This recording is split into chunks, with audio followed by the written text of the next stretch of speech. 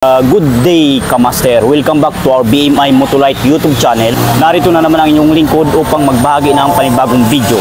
So, ang topic natin sa araw na ito ay magbibigay lang ako ng tips and idea patungkol dito sa motorcycle battery. So, meron tayong battery dito na YTC 6B or MTC 6B Champion. Maintenance free battery po ito ha. Ang size or sukat sa battery na ito ay ito na po MTC 6B. Then ito ay 6 Ah or ampere hour 12 volts maintenance free battery. So itong mga battery na ito ay malimit kinakabit sa mga Honda Click 125 or Honda Click 150cc. So ngayon may customer tayo si sir na may motor siya na MIUI 125S year model 2018 or 2019. Ito pala ang battery niya. Yan. So try natin kung kasya nga ba talaga. Kabit natin. So pagayan, ayan. Pagayan yata. Ayan, pag ganito. Ay, baliktad. Tama sir, dito positive. Ayan, ayan pala. So ayan, try natin. Tama na po. And then pwede sir ikaw maghahawak ng kamay. Ayan po, sige. Ayan. So, kakabit natin ito. Saan yung kanyang tornilyo? Ano na sana iwan. So, mamaya po tayo at nang iyan. Yo.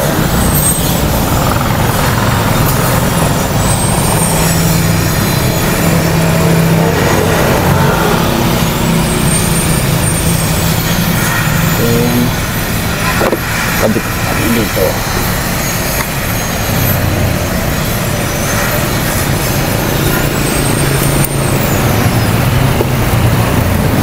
Ang ating screw.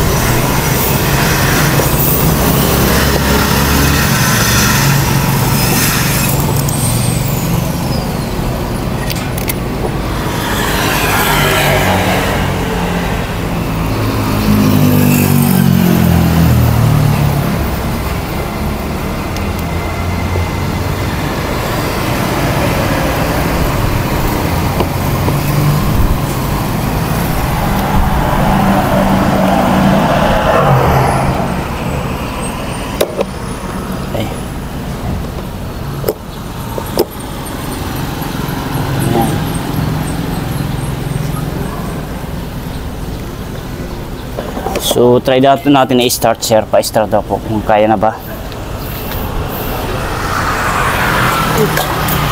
Hindi, ayos lang yun. Yan, tester.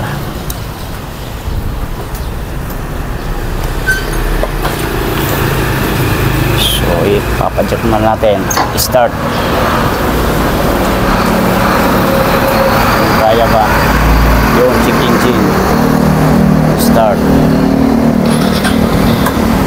Ayun. Start. One click. Ayan.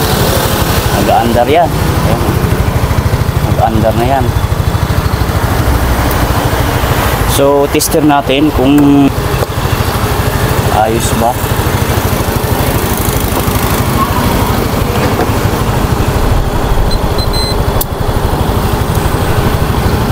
So, ayan.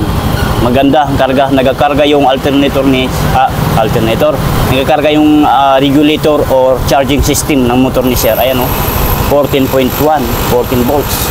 Hindi pa yan nakaberek, hindi pa yan piniga yung silinyador. Pag pipiga ito,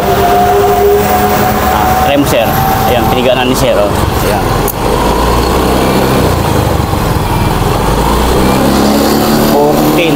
14.2. So maganda po yan.